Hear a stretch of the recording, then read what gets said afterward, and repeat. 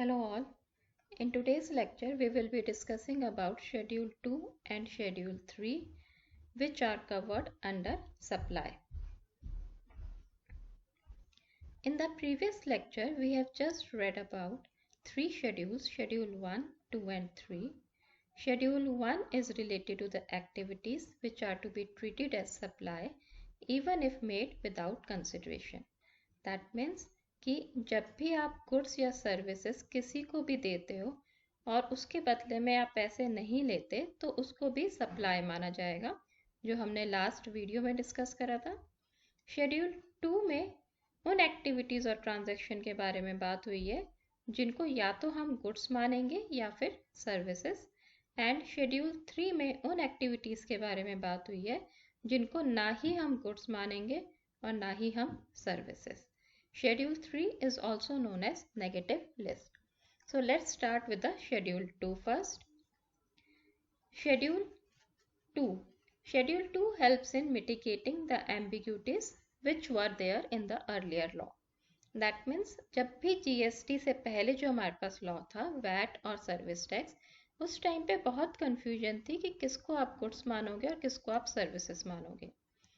For example, जब भी आप रेस्टोरेंट जाते थे खाना खाने तो वहाँ पर जब भी आपको बिल मिलता था वहाँ वैट भी चार्ज होता था, value added tax plus service tax भी चार्ज होता था। दैट मीन्स डबल टैक्सेशन आपसे चार्ज किया जाता था।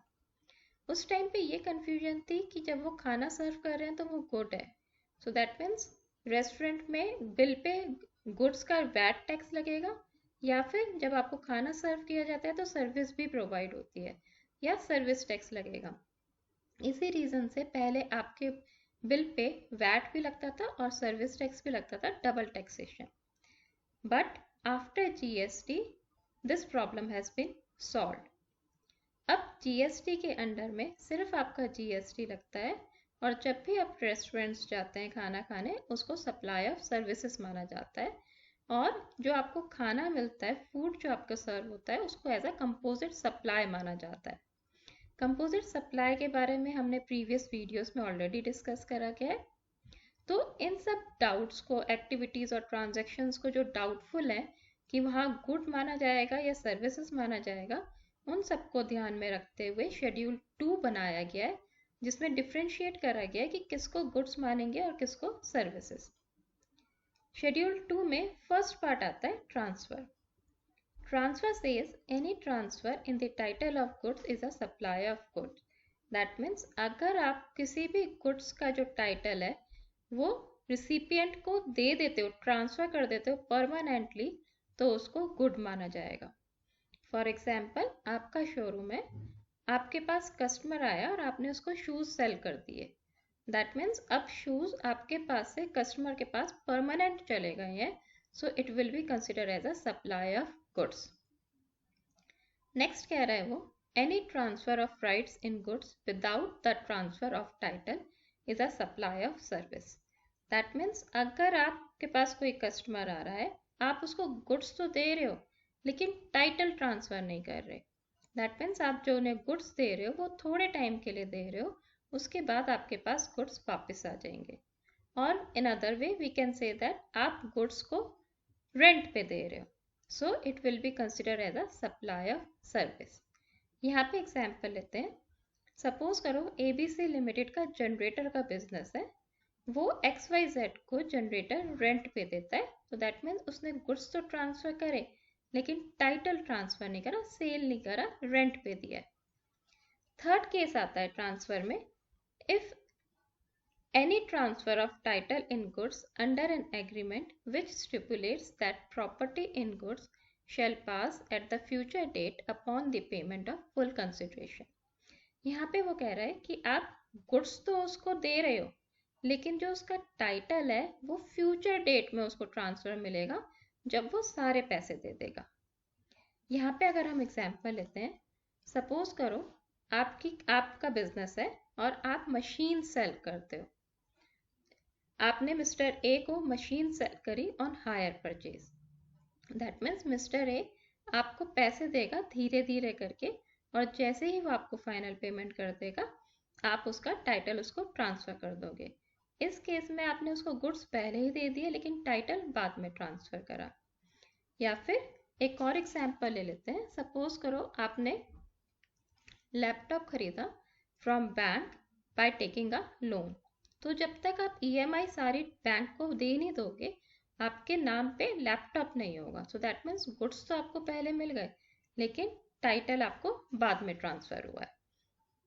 सो it will be consider as a supply of goods.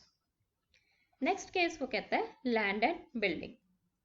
Land and building में वो कह रहा है any lease tenancy license to occupy land is a supply of services. That means अगर आप किसी का लैंड लीज पे लेते हो तो उसको सप्लाई ऑफ सर्विस बोला जाएगा। लीज में आप उसे फिक्स टेन्योर के लिए रेंट पे ले लेते हो और आप मंथली रेंटल देते रहते हो। So it will be considered as a supply of service.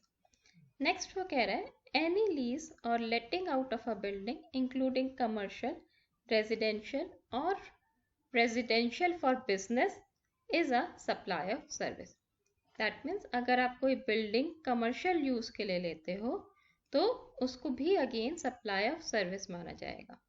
यहाँ पे आपको याद रखना है कि अगर आप बिल्डिंग रेजिडेंशियल पर्पस के लिए रेंट पे ले रहे हो या लीज पे ले रहे हो सो उसको जीएसटी के परव्यू से बाहर रखा गया है, उस पर जीएसटी एप्लीकेबल नहीं है, वो आपका नेगेटिव लिस्ट में जाता है। लेकिन अगर आप कमर्शियल पर्पस के लिए ले रहे हो तो उस पर जीएसटी एप्लीकेबल होगा and it will be consider as a supply of service. Next कह रहा है वो treatment or process. Treatment or process means any treatment which is applied to other person's goods is a supply of services. That means अगर आप किसी और के goods पे कुछ भी काम करते हो तो इसको हम सप्लाई ऑफ सर्विस बोलेंगे।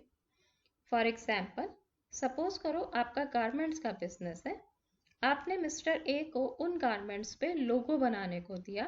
दैट मीन्स आपने उसको एक जॉब वर्क दिया काम करने के लिए। सो जो मिस्टर ए है वो उस पर लोगो बना के आपको आपका गारमेंट वापस कर देगा। So it will be treated as a supply of service. या एक और एग्जाम्पल लेते हैं। आपका गारमेंट्स का बिजनेस है, आपने शर्ट प्रोड्यूस करी और आपने उसको पैकिंग के लिए मिस्टर ए को दे दी। तो मिस्टर ए आपकी शर्ट पे पैकिंग कर रहा है, so it will be considered as a supply of services. Next is transfer of business assets. Transfer of business assets says transfer और disposal of business assets is a supply of goods.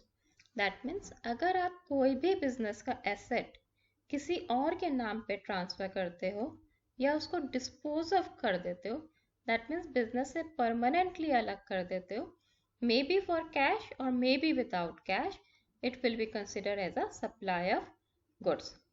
यहाँ पे एक example लेते हैं। Suppose करो आपका business है, तो जब भी बिजनेस है आपका शोरूम है, आपके शोरूम में फर्नीचर है, आपका 3 साल हो गए फर्नीचर यूज करते हुए, तो आपने देखा फर्नीचर खराब हो रहा है तो आपने उसको सेकेंड हैंड डिस्पोज ऑफ कर दिया, तो it will be consider as a supply of goods. और ये भी कह सकते हैं आपने वो फर्नीचर डोनेट कर दिया to old age home. So that means whenever you are donating it is without consideration, but still it is also known as transfer of business assets and it will be treated as a supply of goods. Next वो कह रहा है business assets available for personal use is a supply of services. That means अगर आप business का कोई भी assets थोड़े टाइम के लिए अपने लिए यूज करते हो पर्सनल यूज के लिए, तो उसको बोलेंगे हम supply of services. For example आप एक बिजनेसमैन हो और आपने एक लैपटॉप खरीदा बिजनेस के लिए जिसमें आप पीपीटीज बनाते हो, प्रेजेंटेशंस बनाते हो फॉर योर क्लाइंट्स।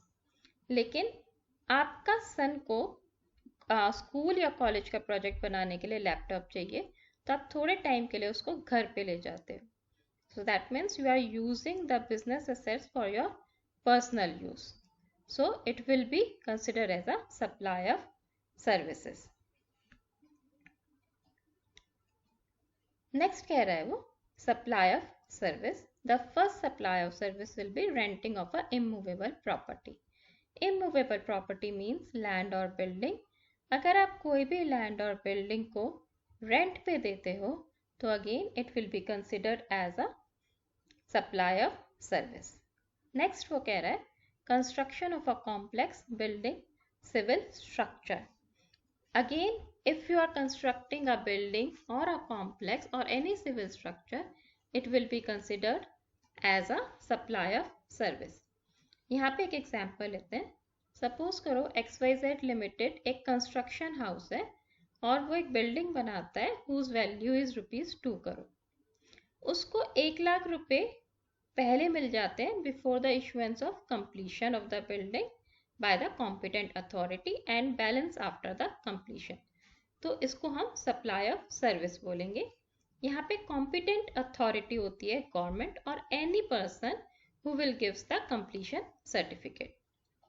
और कंस्ट्रक्शन का मीनिंग है कोई भी एडिशन, ऑल्ट्रेशन और replacement in the building. Next is development, design, programming, customization, upgradation, enhancement, implementation of information technology software। That means अगर आप IT से related कोई भी work करते हो so it will be considered as a supply of services। Next is agreeing to the obligation of refrain from an act or to tolerate an act or a situation or to do an act। यहाँ पे example लेते हैं। Suppose करो आप एक employ हो और किसी कंपनी में जॉब करते हो। आपको नोटिस मिला है, दैट मीन्स आपने नोटिस दिया, notice pay recovered from the employee for leaving the job before agreed period of notice for leaving a job. That means अगर आप एक पीरियड से पहले नोटिस देते हो फर्म को कि आप नौकरी छोड़ रहे हो, so it will be treated as a supply of service। Next is composite supply। Composite supply we have already discussed in the previous videos। In composite supply, it is seen that whenever there is a work contract, it will be considered as a supply of service। Now let's talk about Schedule 3। Schedule 3 is also known as negative list। इस list में जितने भी हम transactions करेंगे that will neither be treated as good nor as a service और उसको GST के purview से बाहर रखा गया है। इन सब आइटम्स पे जीएसटी एप्लीकेबल नहीं होगा। First is services by employ to the employer in the course और in relation to his employment. That means अगर एक एम्प्लॉयर को कोई भी सर्विस देता है और उसके बदले में एम्प्लॉय को सैलरी देता है तो उसके ऊपर जीएसटी एप्लीकेबल नहीं होगा, क्योंकि सैलरी को ना ही गुड माना गया है और ना ही सर्विसेज मानी गई है। या फिर अगर एम्प्लॉय को एम्प्लॉयर से कोई भी अमाउंट मिलता है फॉर प्री मैच्योर टर्मिनेशन तो अगेन उसको भी ना गुड माना गया है ना सर्विस और उस पर जीएसटी एप्लीकेबल नहीं होगा। और अगर आपकी कंपनी में कोई कैजुअल वर्कर काम करता है who works on daily wages, that means आप उसको डेली वेजेस देते हो तो वो भी जीएसटी के परव्यू से बाहर रखा गया है, उस पर भी जीएसटी एप्लीकेबल नहीं होगा। या फिर आपने कैजुअल वर्कर रखा है for construction of a building, so again the salary और the daily wages given to the casual workers will not be considered as a good nor as a service, so GST won't be applicable। Next is services by court or tribunal। अगर आप court या tribunal में जाते हो किसी भी case के लिए तो आपसे फीस चार्ज होगी लेकिन उस पर टैक्स नहीं लगेगा, क्योंकि उसको जीएसटी के परव्यू से बाहर रखा गया है। Next is services by member of parliament and others. यहाँ पर member of parliament and others का मतलब है अगर कोई भी service president of India, vice president of India, prime minister of India, speaker of Lok Sabha, chief election commissioner, auditor general of India और any other person who is serving in a government department will not be covered neither as a good nor as a services. और अगर government उनको कुछ भी देती है तो उस पर जीएसटी एप्लीकेबल नहीं होगा।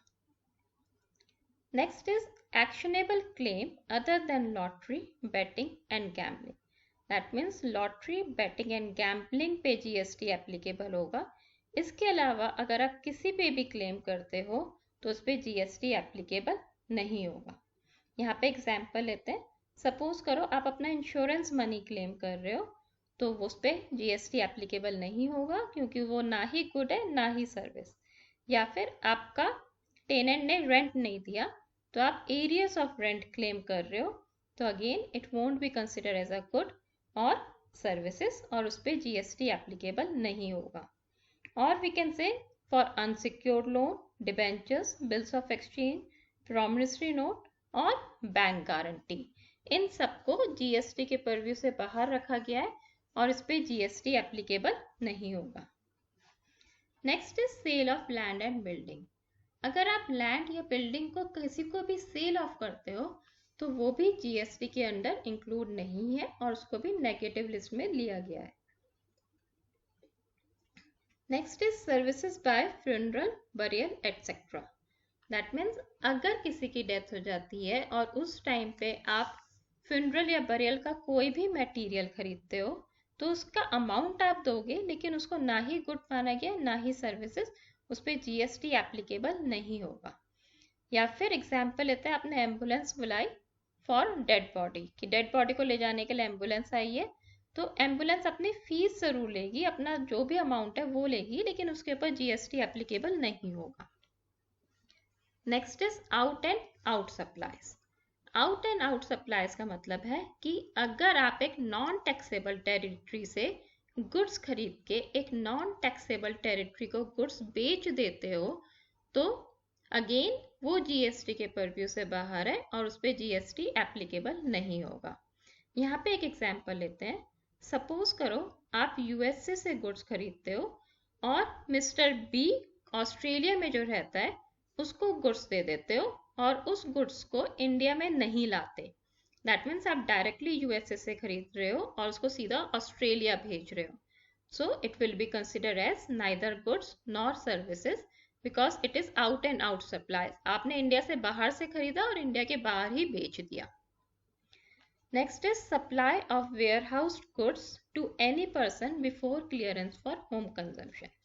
जब भी हम बाहर से कोई भी गुड्स इंपोर्ट करते हैं तो गुड्स को सबसे पहले हम वेयरहाउस्ड करते हैं और फिर वहां से हम होम कंजम्पशन के लिए क्लियर करते हैं. लेकिन अगर आप विदाउट गुड्स को क्लियरेंस लिए उसको सेल ऑफ कर देते हो so it will be considered as negative goods or we can say neither goods nor services और उस पर GST एप्लीकेबल नहीं होगा. यहाँ पे एक एग्जांपल लेते हैं. सपोज करो मिस्टर ए है, उसने USA से गुड्स इंपोर्ट करे और उन गुड्स को कस्टम बॉन्डेड वेयर हाउस में रखा without clearing for home consumption. उसने अभी इंडिया में यूज करने के लिए नहीं निकाला. इसी बीच में उसने क्या करा, इन गुड्स को मिस्टर बी को सेल ऑफ कर दिया जबकि गुड्स अभी वेयर हाउस में ही थे, वेयर हाउस से नहीं निकले थे तो उसने उसी टाइम पे गुड्स को सेल ऑफ कर दिया. So this type of transaction between mister A and mister B will be treated as neither good nor services और उस पर भी GST एप्लीकेबल नहीं होगा. With this we comes to an end for today's lecture. For further reference you can refer the book Introduction to GST. Thank you.